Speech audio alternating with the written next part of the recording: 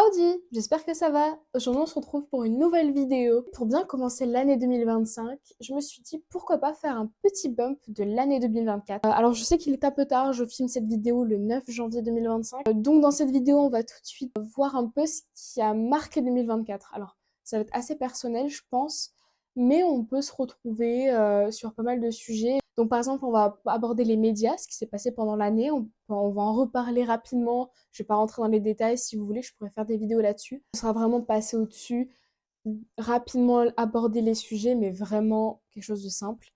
Et il y aura aussi, par exemple, tout ce qui est films, séries qui ont marqué 2024. Je pense à une série particulière qui est sortie en novembre 2024. Incroyable. Bref, franchement, en termes de films, séries, on a vraiment eu des belles choses. Et aussi plus personnel. Alors, il y a eu tellement de choses cette année personnellement que je pense que c'est important de parler un peu de tout et que même pour vous, vous pouvez vraiment vous retrouver dans certains sujets que je vais aborder et je pourrais en faire une vidéo plus complète là-dessus plus tard. Je pense qu'on peut tout de suite passer aux médias. Alors, je me munis de mon ordinateur afin de voir un petit peu tout ce que j'ai noté, car au fur et à mesure de l'année, j'ai noté des choses qui m'ont marqué. Alors, aux médias, vraiment, la première chose qui m'est venue à l'idée, c'était par exemple tout ce qui était l'île d'Amstein, je crois que c'est ça le nom, avec les célébrités qui y allaient. Il se passait des choses un peu bizarres là-bas. Alors, honnêtement, à ce moment-là, j'étais aux États-Unis, j'ai vécu aux États-Unis pendant un an. Donc vraiment, c'était tellement une année compliquée avec plein de choses que j'étais pas du tout sur les réseaux sociaux. Et c'est vrai que j'ai pas du tout, je suis pas du tout rentrée dans les détails de cette affaire. Je sais juste qu'il y avait une liste qui a été leak avec plein de noms de personnes qui allaient sur cette île et il me semble que sur cette île, il y avait tout ce qui est des fêtes peut-être. Je veux pas dire de bêtises avec tout ce qui est un peu et voilà, du trafic, voilà. Et ça m'a vraiment marqué pendant cette année, euh, parce que dans cette liste-là, il y avait des gens, je crois qu'il y avait même Barack Obama, il me semble, l'ancien président des États-Unis. Et de voir qu'il y avait autant de personnes qui allaient sur ce genre de choses. Je sais pas si au final ça s'est avéré vrai, s'il y a eu une suite à ça, mais je sais que ça m'a vraiment marqué. Il y a eu, oh là là, et ça vraiment, je me suis dit les soirées de P. Diddy. Alors c'est pareil, je suis pas trop, je m'y connais pas. Je suis pas quelqu'un qui est dans tous les dramas, les trucs comme ça, c'est pour ça que j'ai pas envie de passer 20 ans sur cette partie, mais je voudrais vraiment parler des choses qui ont marqué les gens et qui m'ont marqué personnellement, donc cette affaire, elle m'a vraiment marqué. Euh, le trafic S de P. Diddy avec des photos par exemple de Leonardo DiCaprio dedans. Et d'ailleurs, je sais pas si au final il y a eu une suite dessus. Il y avait tout un truc aussi avec Beyoncé. Je sais pas s'il y a eu une suite là-dessus. Franchement, si ça vous tente, je peux essayer de me renseigner et de vraiment en parler avec un œil un peu nouveau qui ne s'y connaît pas. Ah, je suis française, donc il y a eu les JO 2024 à Paris. Qu'est-ce que j'en ai pensé? Bah franchement, c'était bien. L'ouverture des JO était vachement cool, même si j'aurais adoré qu'on ait beaucoup plus d'artistes français. Par exemple, on a eu Lady Gaga, qui j'adore Lady Gaga. Sincèrement, Lady Gaga, j'adore. Mais pour Paris 2024, les JO, je sais pas, j'ai adoré, hein, son interprétation était très très belle, elle a un bon accent français. Mais, mais, je sais pas. J'aurais bien aimé voir du David Guetta, par exemple. Ou même du Lara Fabian. Ou... On a eu Céline Dion, mais elle n'est pas française non plus, elle est canadienne, donc québécoise précisément. Je sais pas. J'ai adoré, hein, magnifique, Céline Dion, incroyable, j'aime tellement cette femme. Mais j'aurais aimé voir plus d'artistes français. Ayana Nakamura, je trouve qu'elle a bien fait son show, c'était vachement sympa. Euh, Après, qu'est-ce que j'ai à dire d'autre? C'était cool, franchement. Les jeux étaient vraiment bien. J'ai bien aimé les jeux, franchement, c'était bien. Ça a été quand même assez bien organisé, je suis contente. Ah oui, il y avait eu aussi la tentative d'assassinat de Donald Trump, où pendant des semaines, tout le monde disait que c'était Donald Trump qui avait payé quelqu'un pour faire une fausse tentative d'assassinat, que c'était bizarre que le gars ait vu son oreille comme par hasard, qu'il y avait déjà du sang sur son oreille, il y avait plein de trucs comme ça. Et pour le coup, moi, personnellement, ça m'a fait rire. Il y a eu aussi, alors ça, c'est un peu con, mais il y a eu la vidéo de Norman, c'est excuses, enfin pas ses excuses, mais si, quand même, ses excuses, où il discutait un peu de lui, ce qu'il avait ressenti pendant l'affaire Norman, avec toutes les accusations qu'il avait reçues, etc. Alors, pour le coup, j'ai trouvé ça mais j'allais dire romancé, mais c'est pas le bon terme, mais on voit qu'il a utilisé la rhétorique pour parler. Il a écrit son texte. Pourquoi tu laisses des images où tu pleures? Bref, je me suis dit, bon, mon gars. Et ensuite, pour finir, avec cette année en France, on avait Miss France. Miss France qui a beaucoup été critiquée, ce qui m'a surpris parce que quand j'ai regardé Miss France toute la soirée, donc j'ai vraiment vu chaque candidate. Il y avait vraiment des candidates qui étaient très très jolies, mais vraiment super jolies. Euh, je viens du nord de la France et Miss Nord-Pas-de-Calais était super belle, vraiment très jolie. Mais c'est vrai que oui, j'étais pour Miss Nord-Pas-de-Calais, j'aimais bien ce Picardie, tout ça. Mais c'est vrai que quand on regarde enfin, Miss Martinique, du coup, donc Miss France, dès que je l'ai vue, je me suis dit, elle a une prestance. En fait, elle a pas peut-être la beauté comme on l'entend, elle n'a pas le type de beauté, les critères de beauté, elle ne les suit pas ni rien, mais elle a une prestance et des compétences oratoires phénoménales. Et je pense que c'est ça qui l'a fait gagner, c'est qu'elle a une prestance, elle a une aura, comme on dit. Elle est, elle est, elle est plus âgée, oui, voilà. Mais elle est très très belle et franchement, je suis contente qu'elle ait gagné. Je trouve qu'elle incarne bien la France. Ça fait femme forte. Elle est indépendante. Elle a un enfant, il me semble. Je suis pas sûre de ce que j'avance, mais il me semble qu'elle a des enfants ou un enfant, je sais pas. Enfin, je trouve ça vraiment, vraiment, vraiment bien. Je la trouve très jolie. Je pense qu'on a fini avec les médias. Enfin, ça a duré déjà un peu de temps, mais comme je vous avais dit, c'est vraiment pas la partie qui m'intéresse de discuter avec vous. Ça, déjà, ça m'intéresse plus. On va parler un peu des séries et films qui ont marqué l'année, qui m'ont marqué. Alors, on va pas retrouver des films que peut-être qui vous ont marqué vous. C'est vraiment ce qui m'a marqué moi. Je pense que beaucoup de gens vont, vont être d'accord avec moi. Alors, il y a la saison 3 de Bridgerton qui est sortie. J'ai suivi la série, elle est vachement, elle est cool, elle est cool. C'est pas la meilleure série du monde.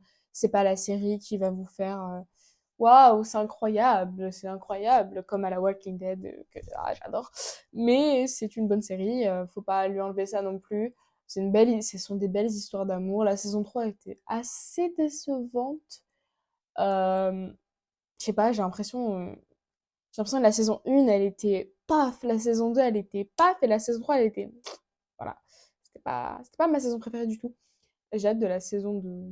Comment il s'appelle? Héloïse, avec Mr. Crane. Voilà. Ah, alors ça, je l'ai mis, mais ça va, vous allez vous dire, mais elle est starbée. Le documentaire de Noxtag m'a marqué. Je le mets en série et film parce que ça reste quand même un documentaire, donc voilà, une catégorie de film.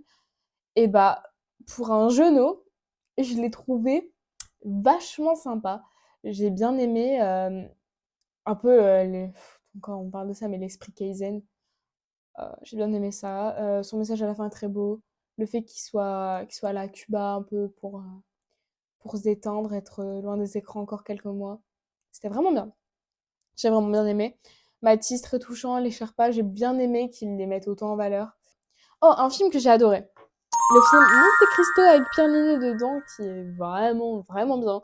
Assez long quand même. Il y a eu des petites lenteurs, j'ai trouvé dans certains passages du film, mais qui ne m'ont pas dérangé plus que ça, parce que ces lenteurs sont nécessaires pour avancer dans l'histoire. Enfin bref, Monte Cristo, j'adore. Mais cette adaptation est très très sympa. Ah, ça m'a marqué. Alors, je sais même pas pourquoi ça me marque autant. C'est pas du tout le film qui va marquer les gens, mais Smile 2, c'était vraiment bien. Alors, on peut critiquer Smile 1. Smile 1, j'ai pas aimé. Honnêtement, c'est complètement rocambolesque. Mais Smile 2, j'ai trop kiffé. J'étais à fond dedans. Alors, par contre, je rigolais à chaque mort. Vraiment, je suis désolée, mais la mort du premier gars, au tout début du film, j'ai été pliée en deux. Il est mort bêtement, mais bêtement. Le film est assez flippant. J'ai quand même eu un peu peur à des moments, mais en fait, on a peur du screamer. On n'a pas peur, on n'a pas l'ambiance. C'est ça qui manquait dedans, je pense.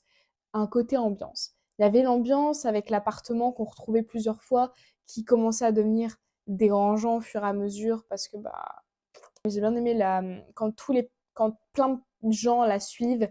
Un côté très artistique en mouvement, ça c'était sympa. Mais bon, c'était à la con, quoi. Bon, bref, voilà. Franchement, c'était un film que j'ai kiffé. J'ai trop aimé la fin.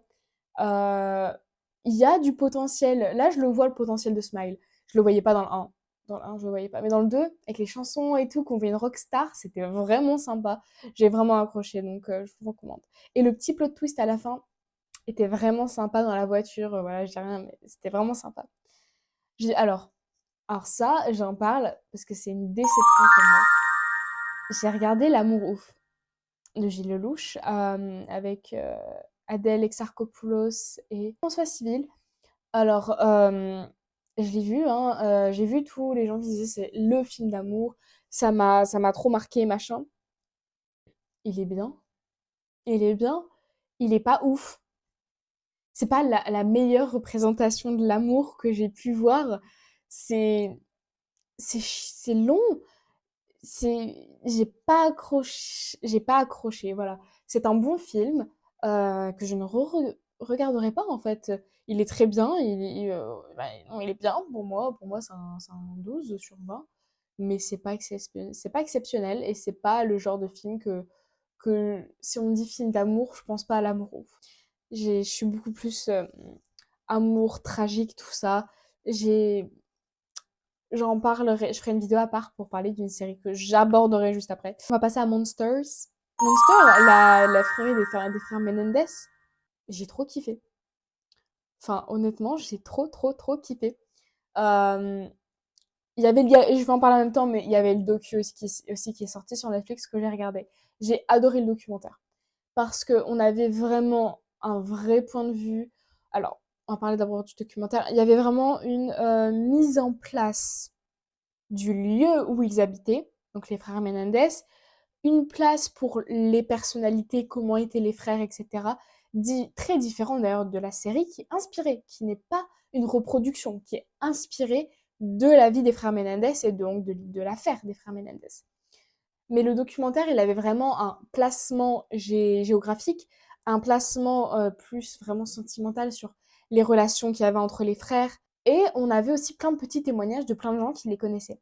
Il y avait par exemple l'avocate qui était pas contre eux, comment je peux réexprimer ça, mais qui était pour le parti adverse, qui dit que les frères, qui est contre eux en fait, qui dit vraiment oui, ils les ont tués pour l'argent, qui apporte aussi plein de détails, des choses comme ça, mais il y a aussi tout le parti, ça, la cousine, la machin, qui dit mais c'est pas possible, c'est parce qu'il se passait ça, ça, ça, ça, ça. On a aussi tout ce qui s'est passé en prison pour eux, tout le côté psychologique que les personnages ont enfin les personnages, comment je peux dire ça, mais que les frères ont connu. On a un peu la vie des parents, etc. Et j'ai adoré le documentaire qui, je trouve, très, comment je pourrais dire ça, accurate en anglais, très accurate. Mais par contre, avec la série, j'adore le côté adaptation. J'adore les adaptations, j'adore les inspirations de choses qui changent un peu, ça j'adore. Sauf que le problème avec la série Monsters, c'est qu'il y a une volonté de faire passer ça pour la réalité. Ils ont trop mis en avant la vraie histoire des frères Menendez en même temps que l'histoire de Monsters, qui n'est pas la même. On est sur la même base, mais on est sur c'est comme un arbre, on est sur le même tronc d'arbre, mais on est sur différentes branches. Et c'est ça le plus grand souci, c'est que moi, quand j'ai regardé la série, je me disais, mais c'est pas assez. Je savais pas à ce moment-là, mais c'est la vraie histoire qui, comme un peu à la Dahmer, qui a été aussi un peu changée, mais qui reste très, très, très proche de la réalité. Mais par contre, la série Monster, c'est pas du tout. Il y a plein de détails qui ont été omis. Il y a eu tout un délire que j'ai pas compris sur une espèce de romance entre les deux frères qui m'a mis mais mal à l'aise. J'ai pas compris une romance enfin, c'est même pas un spoil, c'est qu'au début de la série, épisode 2, il me semble, on les voit s'embrasser. C'est bizarre, c'est malsain. Et il me semble que dans les faits, j'ai un peu lu l'histoire, tout ça, c'est jamais arrivé. Et je trouve ça, mais bizarre, quoi. J'ai bien aimé par contre avec la série le côté, on sait pas s'ils faisaient ça pour se protéger eux ou s'ils mentaient. Il y avait quand même une certaine distance avec ça, à la fin surtout je trouve ça. Voilà, on avait quand même le côté, on avait un peu de peine pour les parents, tout ça. Et je trouve qu'il y a une direction artistique qui était mauvaise, mais une idée très bonne. Voilà, un peu déçue. J'ai pris beaucoup trop de temps pour parler de cette série, mais c'est vrai que ça, fallait un peu en parler. On va parler de Squid Game saison 2, qui est sorti le 26 décembre 2024. Alors, franchement, je l'ai beaucoup aimé. J'ai beaucoup aimé cette série. J'ai adoré la saison 1 qui avait toute une dimension nouvelle qu'on n'avait jamais retrouvée dans une série. En plus, c'était une réalisation coréenne et qui c'est très rare, qui cartonne et j'ai vraiment trop kiffé. Par contre, malheureusement, la saison 2, je l'ai beaucoup moins aimée. Il y a eu un essai de... Je sais pas comment expliquer ça, mais il y a eu un essai de refaire un Squid Game avec le même personnage, donc le 456 de la saison 1. Et hello, alors désolée pour la coupure. J'ai eu un petit souci avec mon téléphone, donc j'ai dû faire quelques réglages. Puis après, j'ai eu un rendez-vous et donc on se retrouve quelques jours plus tard. Alors, j'ai revisionné les rushs de la précédente partie et donc je sais où nous en sommes. Donc, on va pouvoir continuer sur les mêmes bases. J'ai remis les mêmes vêtements pour pas que ça fasse trop bizarre. Donc voilà. Alors, donc nous en étions à Squid Game. Alors, je disais tout simplement que ce qui est dommage dans la saison 2 de Squid Game, c'est qu'ils ont souhaité reprendre le même personnage principal, refaire un Squid Game. Sauf que je trouve que ça fait forcer. Ils ont voulu reprendre le même premier jeu pour avoir le côté on reprend Squid Game comme on l'a laissé, voilà, avec ce qu'on connaît. Mais par contre, ce que je trouve vraiment dommage, c'est qu'on s'accroche tellement pas aux autres personnages. Mais il n'y a pas ce truc de la saison 1. J'ai juste l'impression qu'ils ont voulu refaire une saison 2 pour le buzz. Et ça, je trouve ça un peu dommage. Après, il y a des très très bonnes choses, comme il y en a des plus mauvaises. J'ai adoré le personnage du numéro 1, qui est vraiment très intéressant dans cette saison 2. J'ai beaucoup moins aimé tout le truc avec les groupes qui se bagarrent, le numéro 110, je crois, qui veut juste de la thune. Enfin, en fait, il y a beaucoup moins de profondeur dans les personnages et ça, je trouve ça super dommage. Donc, voilà, très bonne saison, mais j'ai un peu peur de la saison 3. Et aussi, j'ai oublié de rajouter, la saison 2 ne se termine pas, en fait. C'est une saison 2 partie 1 et non pas une saison 2. Et ça, j'ai pas compris. Saison 1, il y avait 8 épisodes, saison 2, il y en a 6. Pourquoi est-ce que déjà ils ont... ou 7, ou je sais plus. Pourquoi est-ce qu'ils n'ont pas, ils ont pas rajouté les 2 épisodes qui manquaient, terminé cette saison 2, limite sur un cliffhanger, ça passe. Mais là, il n'y a rien de terminé, on est en plein dans l'action en plus. Je sais pas, j'ai pas compris. J'ai pas compris. Bref, et donc pour terminer cette longue partie Arcane saison 2, Arcane saison 2 qui est je pense, une de mes séries préférées, si ce n'est la première, qui est dans mon top 3, qui est dans mon top 1 même. Il y en a 3 dans mon top 1. C'est Banana Fish, Attaque des Titans et Arcane, du coup. Arcane, Arcane, Arcane. Que dire d'Arcane si ce n'est que l'animation est la plus belle animation que j'ai jamais vue de toute ma vie. Surtout, scène du combat, épisode 3, saison 2, je ne vais rien dire, voilà. Tu fais pause sur chaque plan, c'est parfait. C'est sublime. C'est d'une beauté incroyable. Les personnages ont une profondeur. Une profondeur. J'ai trop aimé. Beaucoup ont été déçus de la saison 2, je comprends. Honnêtement, c'est juste que ça pouvait pas plaire à tout le monde. Je pense qu'il y avait des petites choses. Voilà. Les personnages. Mes deux personnages préférés sont vraiment Jace et Victor. Jace qui a été beaucoup lynché sur les réseaux. Je ne dirai pas pourquoi, mais je comprends le lynchage. Victor qui a été adoré cette saison aussi. Euh, j'ai trop aimé. Puis la vibe sur internet avec les photos de profil, je sais pas si vous avez vu, mais c'était vachement marrant. J'ai participé à ce truc et les gens ont vraiment ragé et tout. C'était super drôle. La fin est très très belle. J'ai adoré ça. J'ai adoré le personnage de Jinx qui a vraiment une évolution, mais compréhensive.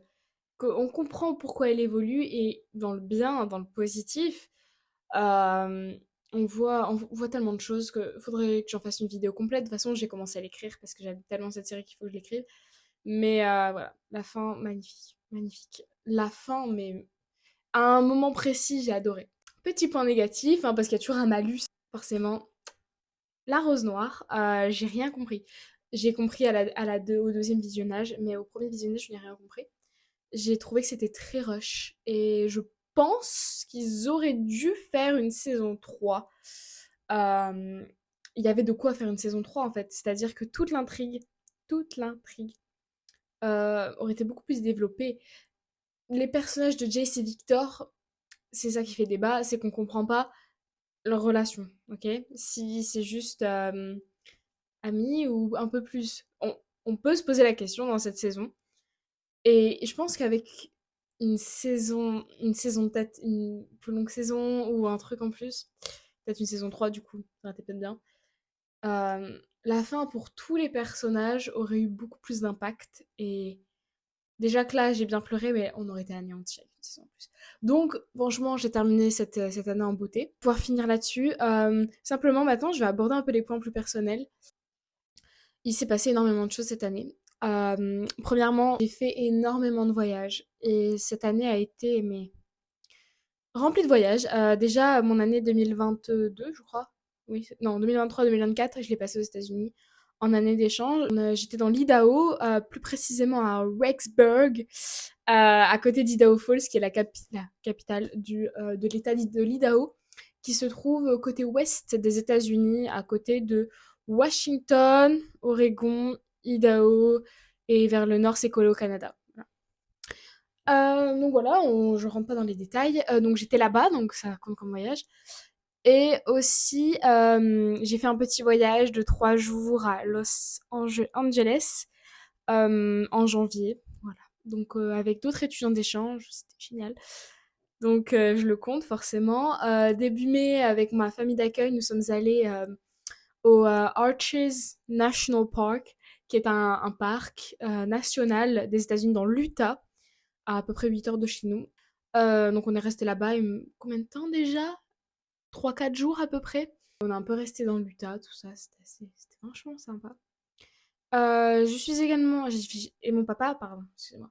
Et mon papa m'a rejoint à la fin du mois de mai aux États-Unis, jusque nous sommes partis des États-Unis le 9 juin, je crois. Donc on a fait un petit road trip d'à peu près 2 semaines. Et on a fait toute la côte ouest. Donc on est parti de l'Idaho, on a fait toute la côte des États-Unis, on a fait toute la côte de Californie. On est remonté par l'Arizona, on a fait le Nevada, on a fait l'Utah, on a fait pas mal de choses. Et donc j'ai visité tout ça en plus, hein. On a refait San Francisco, on a fait Los Angeles, on a fait le lac Tahoe, on a fait le Grand Canyon, on a fait la Vallée de la Mort, on a fait même la zone 51, on a fait Las Vegas, on a fait tellement de choses. Et c'était vraiment génial. On a fait Salt Lake. Ensuite, en rentrant, j'ai eu la chance, hein, franchement, pour mon papa. Mon papa, il gagne pas non plus des millions d'euros, hein, faut pas non plus, voilà. Il gagne bien sa vie, mais il est pas riche, quoi. Et il a fait avec ses économies, on est parti aux Canaries une semaine, donc voilà, style d'Espagne. C'était vachement bien. Je suis partie mi-juillet à peu près. Et début août, avec ma maman, vu que mes parents sont séparés, je suis partie au Mexique pour 2 semaines. C'était des vacances sublimes dans un hôtel canon. Et voilà, ça c'est. J'ai envie de parler de mes voyages, mais pendant des heures, car le voyager, c'est une de mes plus grandes passions. J'adore ça. Bref. Et il me reste 2 pays que j'ai fait cette année. Donc, voilà, j'ai beaucoup voyagé. J'ai rencontré quelqu'un au Mexique. Et, euh, et c'était la première fois que je suis tombée amoureuse, voilà, très rapidement, beaucoup trop d'ailleurs, j'aurais pas dû. Et il habitait loin de chez moi. Je suis jeune, j'ai que 17 ans, donc on fait tous des bêtises. Il habite au Québec, je suis allée au Québec. Voilà, voilà, voilà, vous pouvez c'est clairement écrit pigeon sur mon front. Voilà, c'est comme ça qu'on m'appelle maintenant. Donc je suis allée au Québec 2 semaines, ou 10 jours. 10 jours, je suis allée. Je suis allée 10 jours. Ouais, 10 jours. Alors, c'était nickel, hein, sur tous les points, dans le sens où c'est magnifique. Ses parents, je les adore. Sa famille, je l'adore. Ses amis, je les adore. On en reparlera un peu après, mais 2 jours après mon arrivée, il m'a dit qu'il m'aimait pas et que, vas-y, quoi. Pourquoi je suis là, quoi. Voilà. Je l'ai vachement mal vécu, franchement. Parce que moi, je sais pas, je suis tombée dedans, quoi. Bref. Québec, incroyable, un de mes pays préférés pour le coup, mais peut-être pas avec les meilleures personnes dedans. Et, euh, et ensuite, je suis allée en Pologne 5 jours pour l'anniversaire d'une copine. C'était ses 18 ans, début décembre. Et franchement, je suis allée avec Ryanair. Aller-retour, j'en ai eu pour 100 euros que j'avais eu quand je suis rentrée des États-Unis. Voilà. Franchement, ça m'a fait plaisir. En plus, je suis allée en Pologne, je suis allée à Poznan, et en Poznani, du coup. Et c'était vachement bien. Je retournerai sûrement, quand en plus je me suis fait une copine en Pologne. Et la Pologne, c'est vachement sympa, surtout l'hiver. J'aime beaucoup tous les petits marchés, des trucs comme ça. Donc voilà. En termes de voyage, ça a été une année remplie de rebondissements, hein, des bons et des mauvais. Mais aussi, peine de cœur du coup au Québec, où vraiment j'ai eu des sentiments pour un garçon pour la première fois. Je suis jamais sortie avec des garçons toute ma vie. Et lui, on n'est même pas sortis ensemble, hein, mais enfin, on se disait, on sortira ensemble. Voilà. Quand on se reverra, quand moi j'irai au Québec. Il devait venir en France en décembre, nous sommes en janvier, donc voilà, c'est compliqué. J'ai fait beaucoup de courts-métrages cette année, j'adore ce qui est acting. Et j'ai eu la chance de faire de courts-métrages cette année. Donc voilà, je vais pas rentrer dans les détails, on va vite fait euh, arrêter cette vidéo. Voilà, j'ai eu quelques soucis aussi personnels au niveau de la famille, tout ça. Mais au final, c'est pas grave. Ce que je retiens de cette année, c'est vraiment des découvertes, des rencontres et des déceptions aussi, mais ça fait partie de la vie. Et vraiment, j'ai l'impression d'avoir beaucoup grandi cette année et c'est vraiment cool. En tout cas, pour 2025, ce que j'espère, c'est beaucoup de réussite, c'est de réussir mes projets, c'est de réussir mon bac, parce que je le passe en candidat libre. C'est de voyager toujours, de me faire de l'argent, de rencontrer des gens qui partagent les mêmes passions que moi. J'ai pas d'amis qui aiment voyager, j'en ai pas qui aiment autant voyager que moi et j'aimerais tellement m'en faire. Et juste faire des road trips, mais même en France, juste partir sur la côte. J'habite dans le nord, donc aller sur la côte dans le nord, faire un petit week-end de quoi et juste découvrir des endroits, j'adore ça. Et donc voilà, c'est un peu mes objectifs. J'aimerais bien faire beaucoup de vidéos. J'adore tout ce qui est artistique. Chanter, j'adore. Euh, Faire parler à la cam, j'adore. Faire des courts-métrages, j'adore. Du théâtre, j'adore ça. Du doublage, je fais du doublage de voix, je me dis toute seule. J'hésite d'ailleurs à les poster parce que je les trouve pas si mal. Mais bref, voilà, c'est ça pour 2025 ce que je souhaite. En attendant, alors ça n'a pas de sujet de cette vidéo, mais j'ai l'impression que l'année 2025 commence en beauté avec la vidéo de Sylvain. Donc voilà, on rentrera pas dans les détails, mais franchement, le GOAT. Voilà. Et donc voilà, en tout cas, j'espère que vous allez passer une merveilleuse année, que vous avez passé une très bonne année 2024. Euh, voilà, je souhaite que du bonheur à vous tous et merci d'avoir regardé cette vidéo qui va être un peu longue, mais ça me fait vraiment plaisir. Et n'hésitez pas à me donner des conseils dans les commentaires tout en restant respectueux. Voilà, je débute un peu, je suis pas habituée, mais franchement, j'adore ça. Merci beaucoup. Au revoir.